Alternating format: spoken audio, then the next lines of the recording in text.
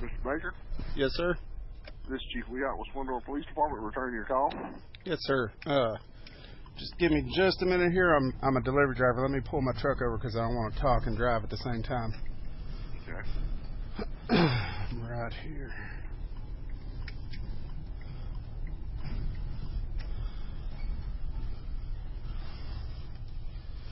All right. What was your name? Chief Weehot with the Splendora Police Department. Chief Weehot? Yes, sir. Okay. Chief, the reason why I'm calling today is I wanted to make a couple of complaints about one, if not maybe two or more of your police officers, if that's okay. And I didn't know the process to go through to make complaints. And I spoke with, the first lady, and she referred me to Monica. And then Monica said to speak to you about what the process is. And so that's why I was calling. Okay. So... is it a verbal process that I go through? Is it written? What's the complaint? You haven't told me what they've done yet. Oh, that's what I don't know how to tell you how to proceed. That's what I didn't know. I didn't know if I should complain, just tell you what it is, or if I should go in writing. Complaint against a peace officer, it depends on the type of complaint you want to make. If it's a serious complaint, it has to be formalized, sworn to in front of a notary, and that state law requires that. Okay. And, if it's just a minor issue, then certainly you can talk to me over the phone with it. Okay. I guess the first issue I'll talk about is the oldest, and then also the one that I really don't have the most details on. What it is I live just past the East River Road exit there in Splendora. Mm-hmm. And I have two teenagers. One is 16 and one is 17, which means one is driving and one's about to be driving. And we were on our way home from New Caney about a week ago, and had them in the vehicle with me. And all of a sudden, my daughter, who's the one that's licensed and drives, and she's like, "Wow, is that okay?" And I'm like, "What?" And we look over, and we had just passed the, I guess it's the Creekwood exit there, where the YMCA is in Splendora. Yes, sir. And now I'm on the highway. I've got the cruise control set at just over 65 miles an hour. And we look over. The YMCA, the Patton Village deal, right there in Patton Village, right? Yes, sir. Okay. That you can see from Highway 59. And we look over, and there's a black and white, black and red letters on the side of it. Says Splendora Police Department. Again, like I said, I'm on the highway, got my speedometer set at just over 65 miles an hour, and that cop passed me on the feeder where it's 55 miles an hour, with no signals, no lights on, no sirens, no nothing. And I told my kids, I said, well, maybe he's just trying to, because there was a car up in front of him, I was like, maybe he's just trying to catch up with him and, pull him over real quick. Not once did he ever. We followed him all the way to the stop sign next to the Chevron there in town. He never once turned on his lights or sirens, not once ever pulled over anybody. And my kids asked me, they said, is that okay that they, because they're driving a cop car, is that okay that they do that? And I said, no, as far as I know, police officers are supposed to abide by the laws just like we are. So there's complaint number one. Well, not knowing, did you follow him all the way to where he was going? I'm sorry? Did you follow him all the way to where he was going? I followed him all the way to Or did you follow him to where the vehicle terminated? I didn't follow him till he actually put the car in park and get out of the car. No, I didn't. Okay. All I can tell you is that in that distance from the YMCA Creekwood Lane all the way to the stop sign of Chevron on a 55 mile an hour zone, I can tell you right now, Chief, that if I was to do that, I would get pulled over. And that's kind of leading into my next complaint. But you go ahead and say what you want to say. Okay. We typically, as all police agencies do, the reason the plates on our police cars say exempt is because they are exempt from traffic laws. But we typically respond to emergency calls or calls for service. We don't have that much manpower out here. So it's not uncommon for us to exceed the speed limit to get to a call for service, an ambulance call or something like that, and without running our lights or siren. because lights and siren, actually people act kind of crazy when they see those coming up behind you, and they'll stop right in front of you. They'll jerk to the left or right shoulder. Mm-hmm. It actually is very dangerous. So that's why I asked you if you followed him. If he just was going somewhere to eat, then no, absolutely not. He'd get written up for that. Yes, sir. Not knowing you waited a week to complain on that, so it's a little hard for me to go back and track who the officer was, the time. Yes, sir. What he was en route to. Yes, sir. And I didn't have any. And I didn't have any of the vehicle identification, like the license plate number, none of that. So that's why I said the one that I have the least amount of details on. And I agree with you to some extent. And to the other extent, what I'm trying to tell you is that there was 3 cars waiting at that stop sign. He pulled up behind the 3rd car and just waited. Now, and that's what I told my kids. I said, if he was in that big of a hurry, if it was an emergency, then he would have flipped on his lights real quick and went around him. We've seen him do that. But it wasn't that big of an emergency where he could pull behind 3 other cars that were setting up that stop sign and then waited to go after they all went. So your decision on that is based on not knowing what the call was en route to. And let me say this. We have priority 1, priority 2, and priority 3 calls. Mm-hmm. Priority 3 is we'll get there when we get there. We're not going to ignore you, but we're going to go the speed limit, and I mean exactly the speed limit to get there. Mm-hmm. We're going to stop at all the stop signs. We're going to just proceed like any other normal vehicle operator. Mm-hmm. Priority 2 call, we're going to step it up. That means we're going to break the speed limit. We're going to try to get there as quickly as we can, because we've got a situation that's typically with a family violence that is escalating, where the dispatcher says she can hear screaming in the background. There's been no blows exchanged yet, but, it could escalate quickly to a point that it does. In that case, we are going to step it up. We are going to break the speed limit. Is it worth endangering? Anytime an officer turns his lights and sirens on and busts an intersection, you're increasing the risk level dramatically for the civilians that's at the stop sign, for the police officer, and for everybody else. So is it worth doing that on a priority 2 call? No. We'll speed. But let me ask you another question, and I understand what you're saying. On a priority 2, not necessarily the lights and sirens, but you do have to pick up the speed a little bit. Again, going back to what I said before, I understand. Let's say he was doing the same speed as I was, at 10 miles an hour over, because I was doing just over 65 miles an hour. Okay, I understand. Priority 2, okay. He's doing just over 65 miles an hour, maybe even 70 on the feeder. Okay. All right, I'll give you that, Chief. But he was booking it. I mean, like I was standing still with no lights and sirens on. So there's got to be some kind of a limit. A while ago, you just said he was going 65. No, sir. No, sir. I said, and I've got it recorded. I'm recording this phone call just to let you know. But I don't care. I'm recording it too, so that makes both of us. I was doing 65 on the highway, and he booked it and flew past me on the feeder. Mm-hmm. That's what I was saying, with no lights and no sirens on. And so what I'm trying to tell you is that, and I understand what you're saying, level 2 or whatever you said, no lights, no sirens, but maybe just pick up the speed. Okay. I understand, 10 over, maybe even 15. He's doing 70 on the feeder. Okay. But I'm saying this cop was, flat booking it. To fly by me like I was standing still. Can I ask you a question? Why did you wait over a week to complain on it if it bothered you so much? Because of this next complaint. Complained immediately where I could have addressed it right then and found out who it was and where they were headed? Because of this next complaint, and then also I have more to say after that. Okay.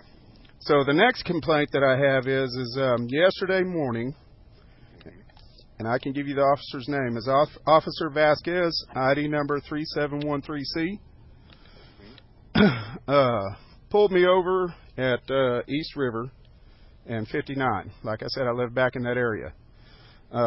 What it is I was on East River.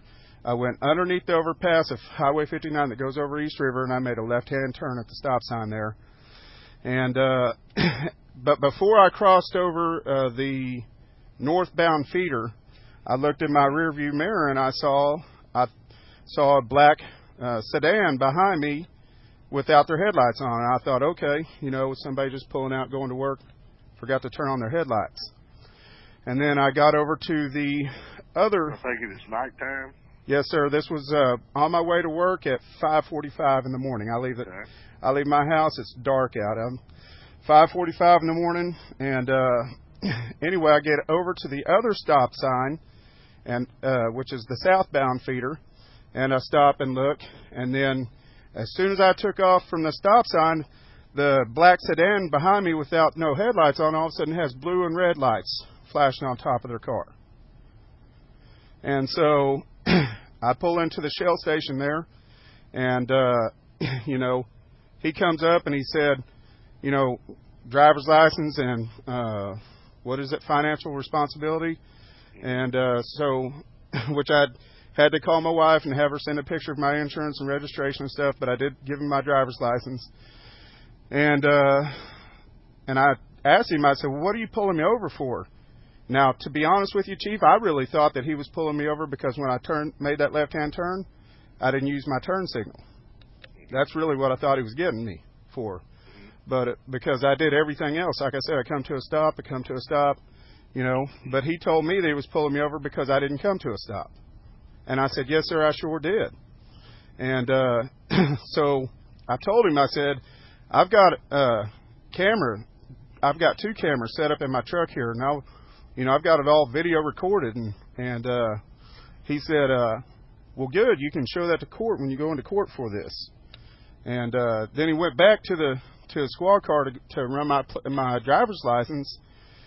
And he come back and he said, you know, it's because your attitude is why you're getting a driver's license today. And I said, okay. So he's getting a driver's license? Or I'm sorry, getting a ticket. I got my words wrong. He said, it's your attitude is why you're getting a ticket today.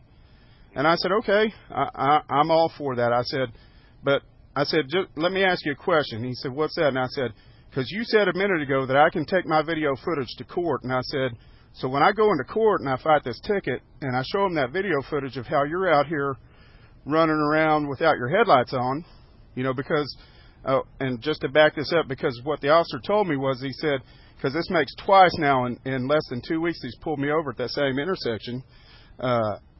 He told me, you know, well, Mr. Baker, I'm really monitoring this intersection because we have a lot of car accidents at this intersection and stuff. And so I looked at him and I said, so how are you helping the situation if you're out here running around in the dark without your headlights on?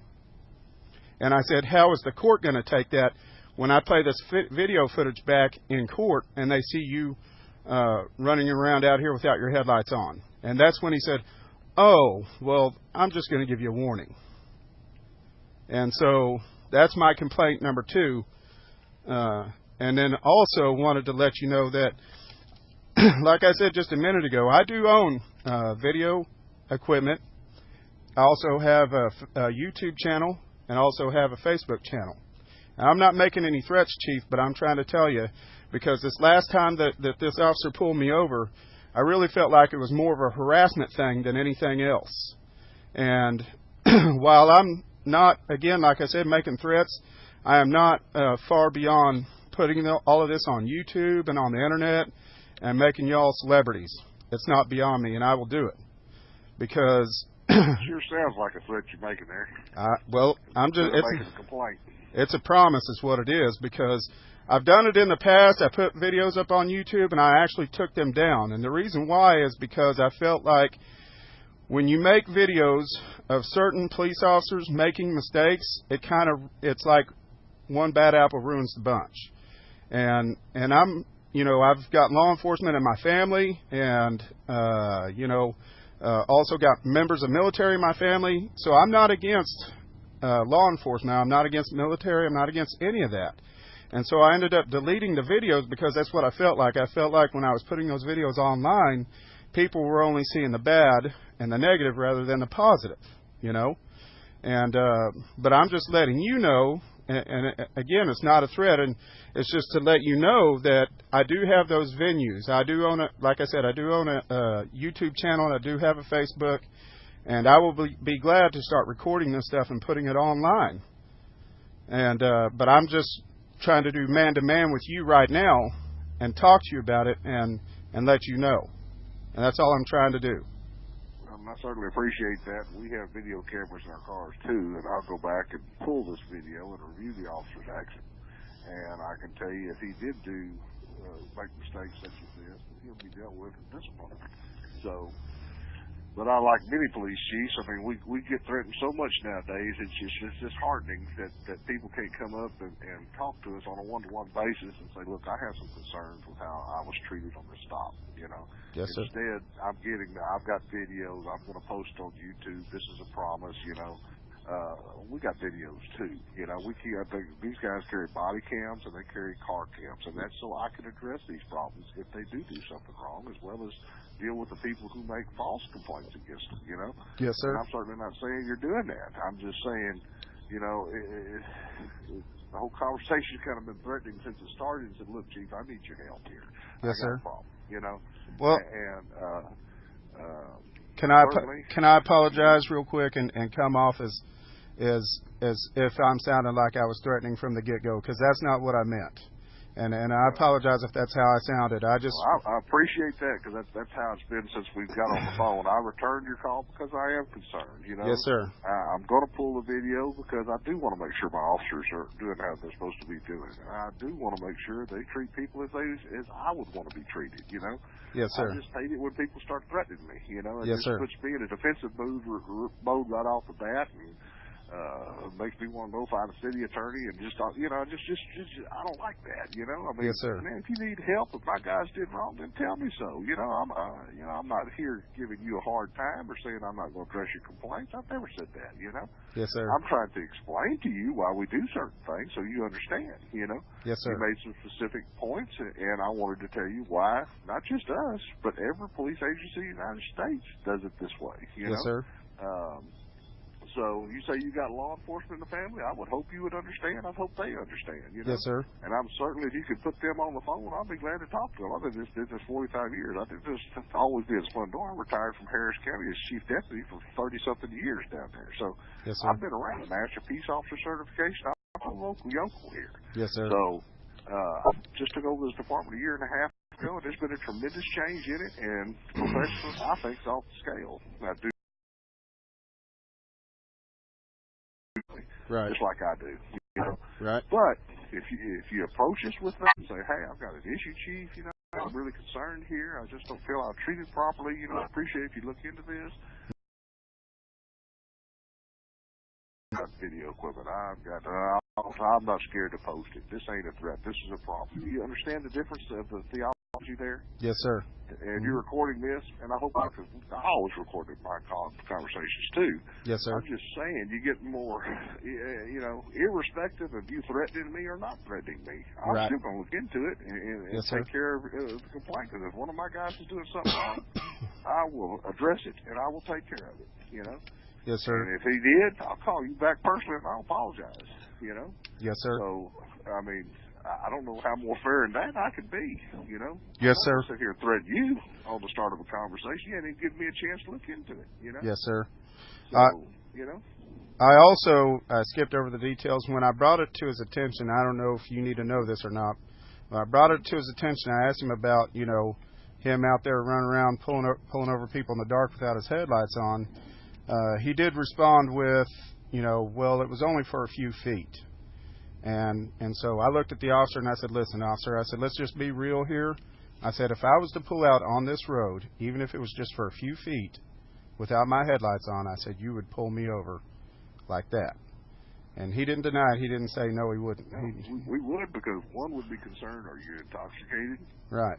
Two, did you know or not know your headlights weren't on? Because we've had people actually driving down a feeder street with no headlights on, and then the elderly people and disorientated a little bit. So yeah, absolutely we would, you know. Right. And you're going to get a ticket for it. Right. And we sit there a lot of times blacked out because we do work so many accidents, including fatalities, right there at that intersection. Mm-hmm. And they work that to try to save people's lives. And they sit there with their headlights out. Yes. And when he probably saw you take off, and for whatever reason he thought you violated the law, in those few seconds he just forgot, human nature, forgot to turn his headlights on. You know. But it doesn't make it right. He's still wrong, you know. Yes. So, irrespective of that, I I'll talk to him. I'll fix to go in and have the lieutenant pull his video footage. When was this? Is this I can give you the warning number on it. It has a warning at the top here. The day and time would be better because. Okay. The date is yesterday, 5/9/2018, and then the time it says is 5:57 a.m. That's great. That's what I need because they turn in their body cam and their video cam, and it sometimes takes 48 hours to upload because the video, our uploading system's super slow here. But okay. I promise you this, Mr. Baker, I'll review it, look at it, and I will talk to him about the headlights and everything else, and I'll be glad to give you a call back. I appreciate it. He wrote you a warning, right? Yes, sir. He did give me a warning. Good. Okay. All right. So, and let me just say this again. Like I said, this makes twice that the first time I told him, I said, yeah, you got me. Because I didn't. I looked and saw there were no cars coming, and I did a rolling stop at that stop sign, and I told him that. I said, yeah, you got me. I didn't stop at the stop sign, you know. And so I'm still, what it is, I'm actually going through defensive driving on that ticket, you know. But this time, and that's what I told him. I said, man, ever since you pulled me over the last time, I come to a complete stop at both of those stop signs now. And I said, I know I came to a complete stop, and the reason I came to a complete stop, and the reason he gave you for the stop was you ran a stop sign. I'm sorry. The reason he gave you for the traffic stop was you ran a stop sign. Is that correct? The first time, yes. Wait. Now you complained about the second time about the headlights on? No. You're right. Okay. I'm confused also. This last time, which was yesterday, he pulled me over again and tried to say that I did not come to a complete stop at the stop sign, and that's when he pulled me over without his headlights on, and that's when I said, you know, I've been coming to a complete stop ever since you pulled me over at this place. For that. See, our video records 20 seconds prior to light activation. It'll also records car impact, even though he may not have his lights on when we get in a wreck. It records that from 20 seconds prior to the impact. So it'll catch, you know, the whether you rolled or didn't roll the stop sign. That'll be on the video, so car video. So I just need to see if it's uploaded so I can review it. So okay. But anyway, I'll be glad to look at it and give you a call back. All right. Sounds good. Okay, buddy. Thank you, Mr. Baker. Thank you. Yes, sir.